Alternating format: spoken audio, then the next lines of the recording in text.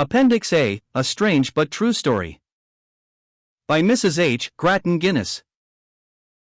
A wealthy farmer who cultivated some thousands of acres had by his benevolence endeared himself greatly to his large staff of laborers. He had occasion to leave the country, in which his property was situated, for some years.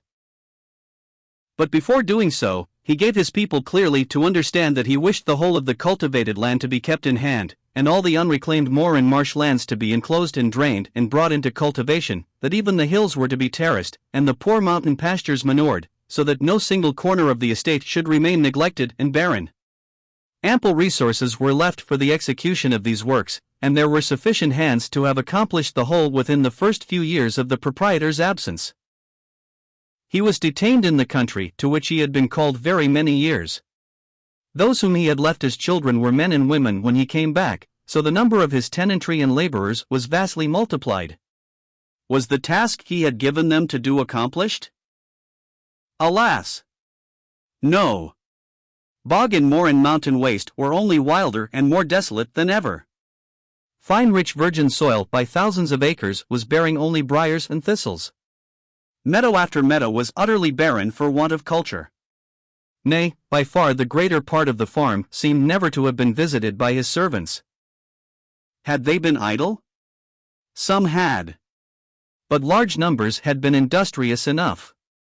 They had expended a vast amount of labor, and skilled labor, too, but they had bestowed it all on the park immediately around the house.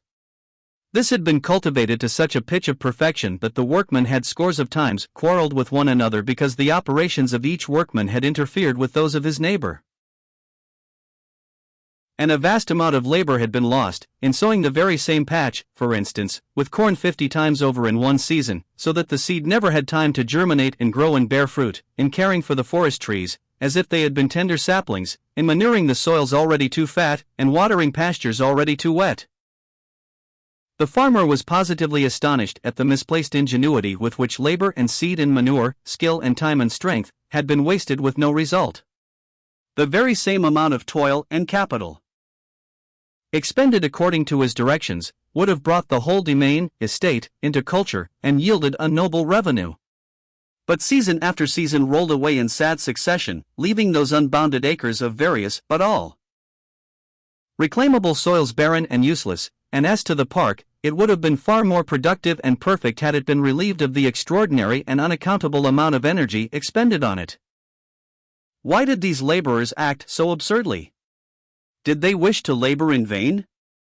On the contrary. They were forever craving for fruit, coveting good crops, longing for great results. Did they not wish to carry out the farmer's views about his property? Well, they seemed to have that desire, for they were always reading the directions he wrote, and said continually to one another, we have to bring the whole property into order. But they did not do it.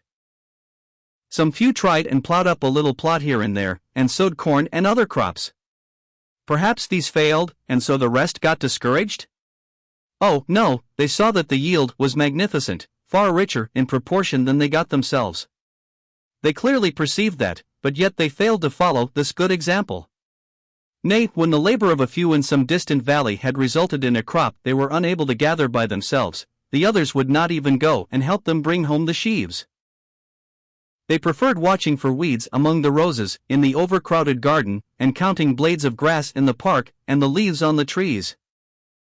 Then they were fools, surely, not wise men? Traitors, not true servants to their Lord? Ah, I can't tell. You must ask him that. I only know their master said, "Go ye into all the world and preach the gospel to every creature," and that 1900 years afterward they had not even mentioned that there was a gospel to one half of the world. And why call ye me Lord, Lord, and do not the things I say?